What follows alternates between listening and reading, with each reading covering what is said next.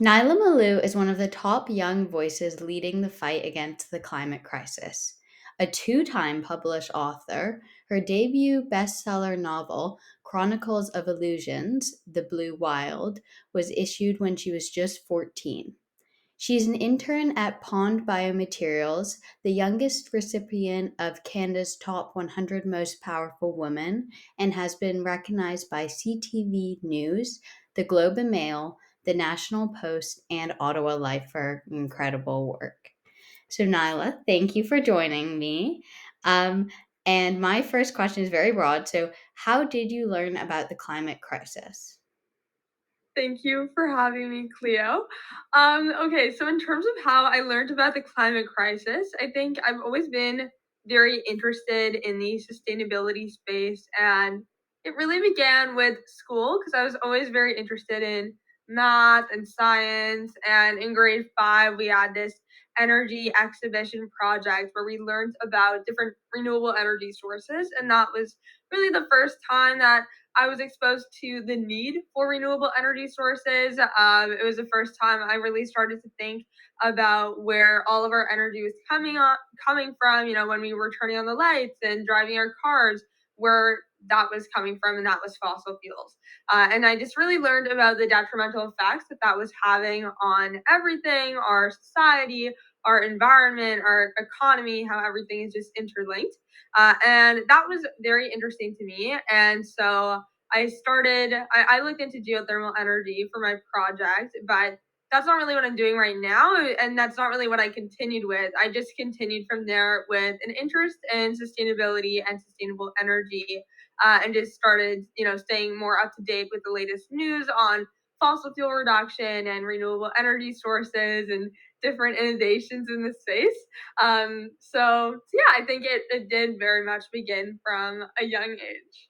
Yeah, well, it's great that your school introduced you to that, and that you got started so young, because it's wonderful to have you changing the world at just 16 now. And so, my second question is, do you have a climate hero Yes. Okay. or I think there heroes? are So, Yes, I think there are definitely some climate icons that I definitely look up to. Like David Suzuki is Canadian, so he's great and just like has been like he's really known about climate change from the beginning for a very very long time, and then trying to like talk out about it, persuade people that it existed because it was so long ago that he was like championing this cause. So that's definitely someone I look up to. I mean, like the Bill and Melinda Gates Foundation, I think both of them they're doing a lot within climate change. Like they're both doing a lot in many different fields, but now they really are narrowing in on climate change and how they can mitigate the effects of climate change, and especially looking into like leveraging technology to be able to do that.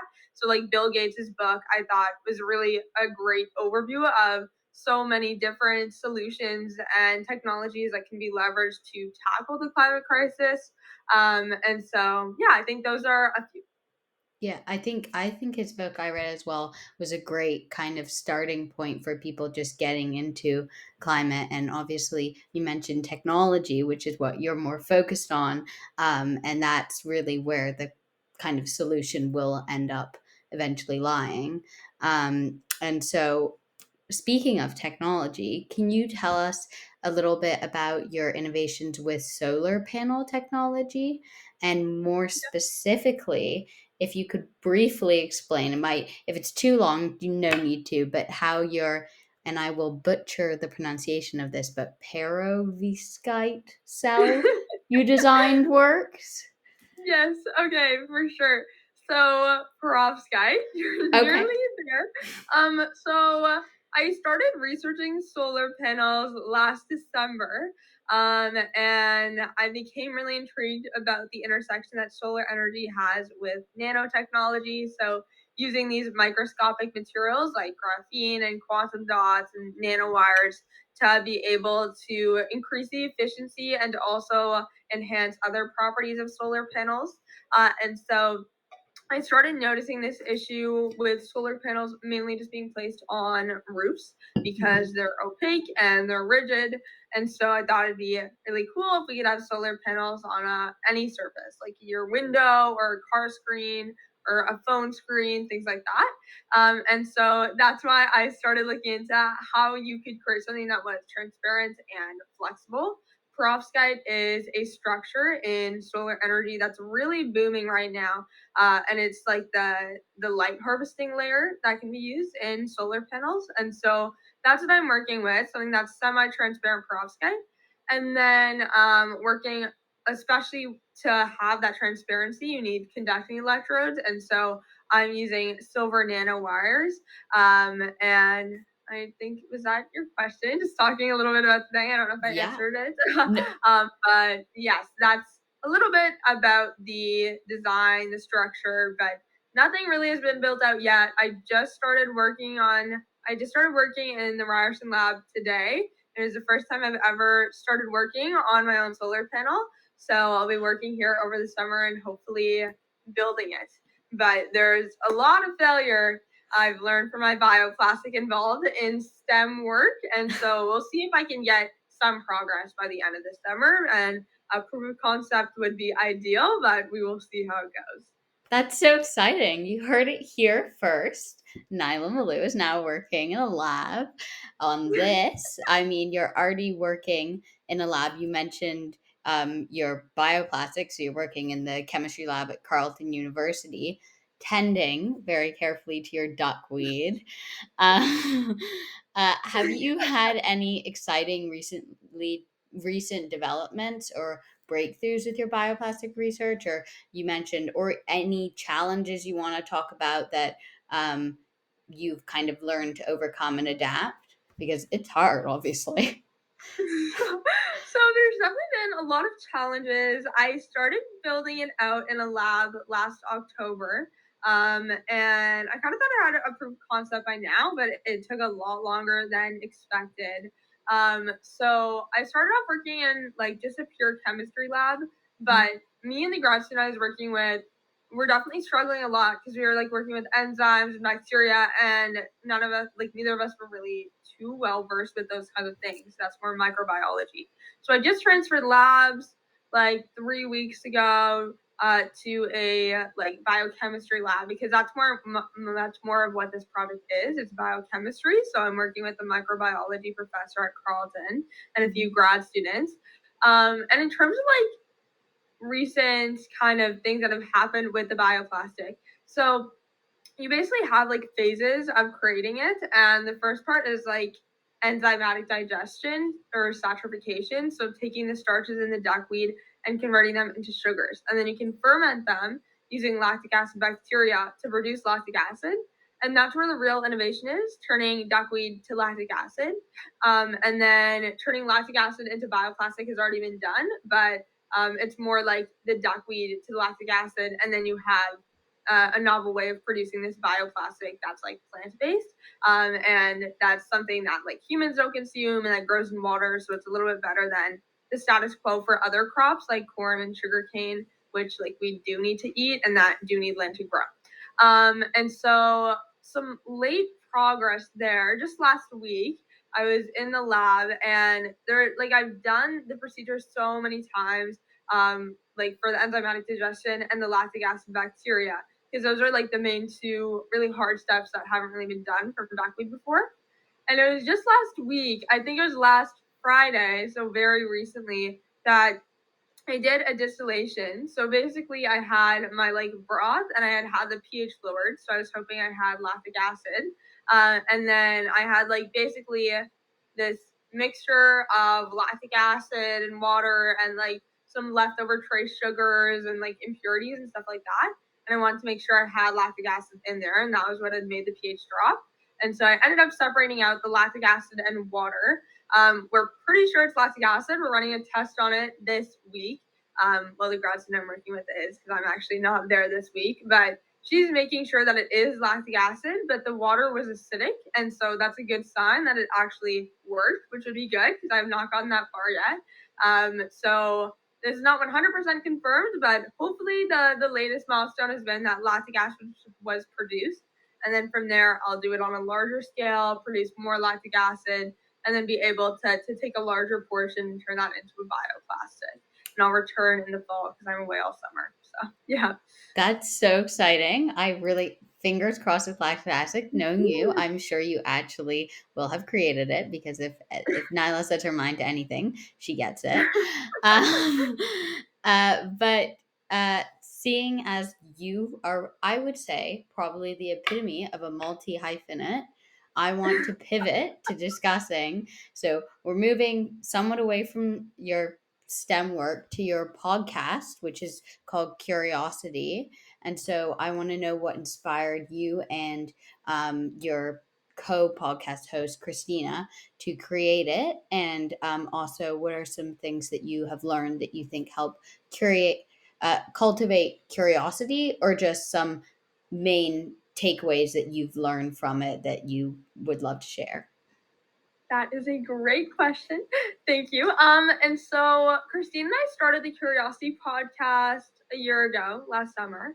And we had both been a part of this STEM program called TKS, and we are both like very interested in STEM. She's like very computer science based, whereas I'm more like materials, chemistry type thing. But we both wanted to kind of start a project together, and we noticed that there are a lot of podcasts out there, but not too many geared towards like just a younger demographic, like our generation, which I feel like we have a lot of resources, but I feel like in school we're not always taught everything that's really important. We're taught a lot of important things in school, but there are a lot of skill sets um, and like mentalities, like frameworks, things like that, that we're not really taught in school. And so we decided to make a podcast kind of to equip like future change makers. So bringing on people from like technology companies like NASA and Shopify and like startups and like AMD and Google and things like that to kind of talk about, what they did to get to where they are and what they're working on, like the unconventional paths they took. So it was something for a lot of the people that we have on, it's like they had a very non-linear path. And they knew they wanted to like make an impact. They like started at different startups and they like made their way up and started their own company, or maybe they were on like a path that they weren't happy with. They were just like focused on making money, and then they pivoted to doing something in a different space that they got a lot more fulfillment from. And so it's just basically taking a lot of things that aren't learned in school but that are very important, and kind of channeling those things into a podcast, and kind of encouraging people to follow their curiosity, like go out of their comfort zone, like how to start building your own projects, how to go out and network, how to like get internships at your dream company in high school, and things like that. And then in terms of my like top things that I would say cultivates curiosity, I would say like the number one thing is just an interest in what you're doing, because to be curious in something, or to be curious, you have to be interested in something.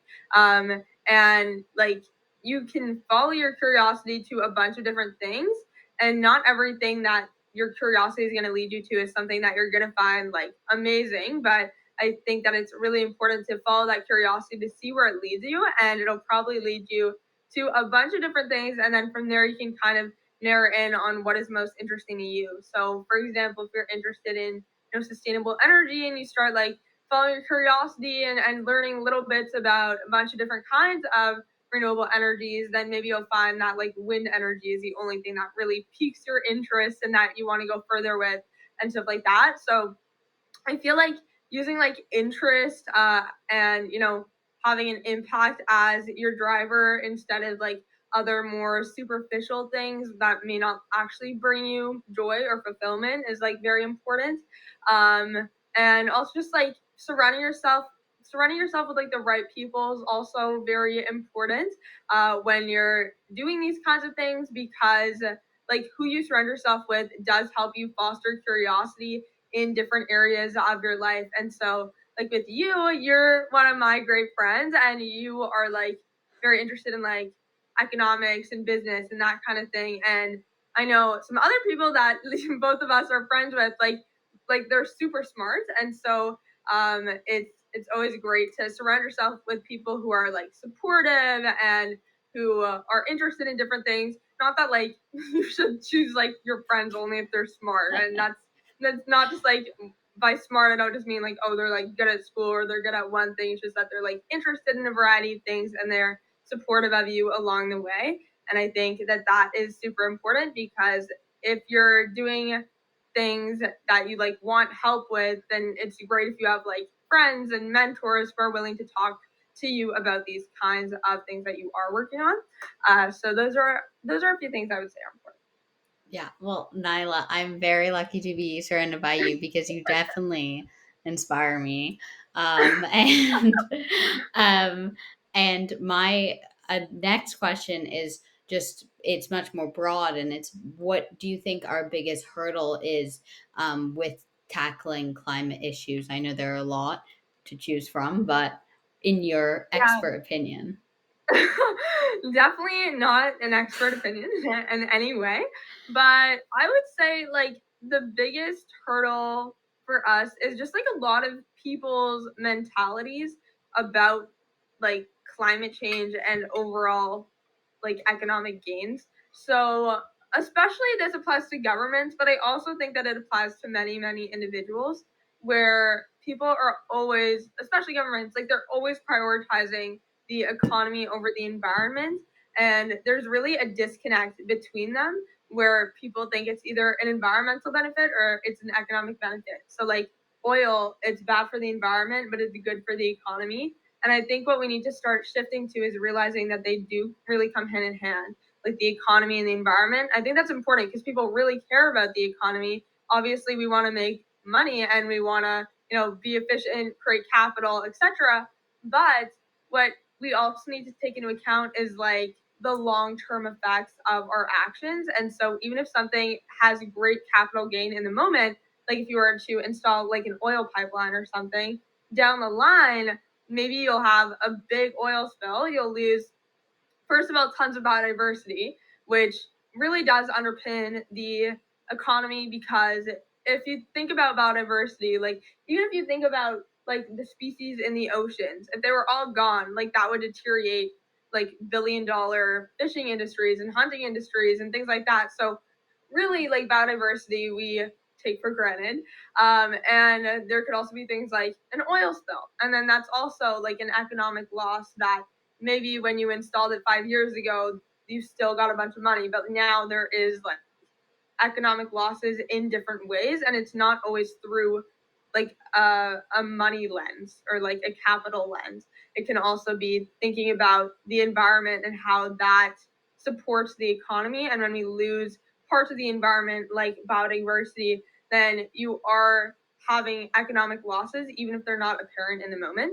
I hope that made sense. But yeah, I think that's just like a big mentality shift for a lot of people, a lot of organizations and governments to really think about because there are many actions that we need to be taking and many actions that we need to stop taking where the only reason we're doing them is to make money in the moment. Yeah, I mean, I could not agree more, and I love how you chose oil, like pipelines, as an example, because in Canada that is the hot topic in politics.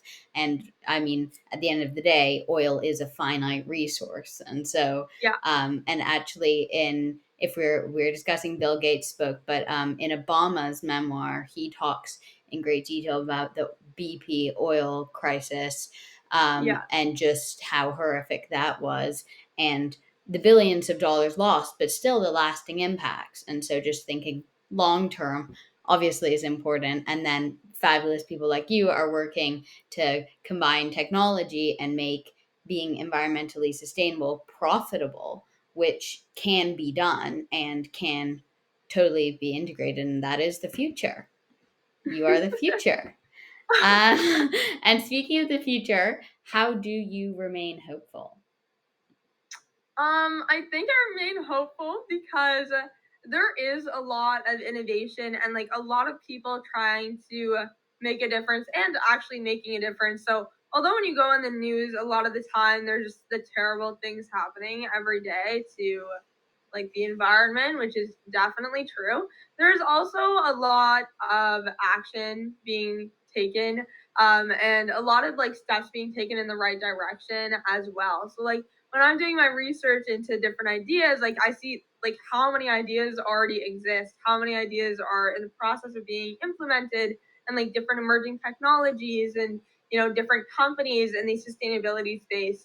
And like there are so many people working on this and who have a vision to get past the climate crisis. And so I do think like it's definitely not a lost cause. Not like there are only like a few people who know this is a problem. Now I'm pretty sure everyone not living under a rock knows that climate change is a problem. Or they know about climate change. I know there are definitely still people who don't think climate change is real, but people know about it.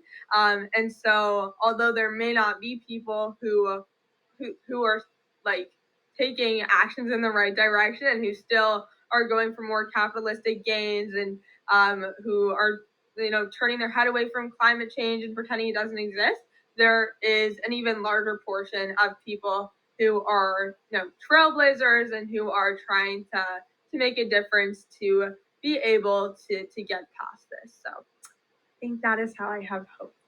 Yeah, and I think that, I mean, that is the best way to have hope, because if we harness the kind of, as you spoke about, the capitalistic desires and all of the innovation that we've had in the past to create booming economies, and we put that in a climate lens, there is so much innovation and excitement. And so I am very sad, however, to have my final question, but it would be great if you could leave us with your best piece of climate related advice you've ever received, or one of the best. It's probably hard to choose,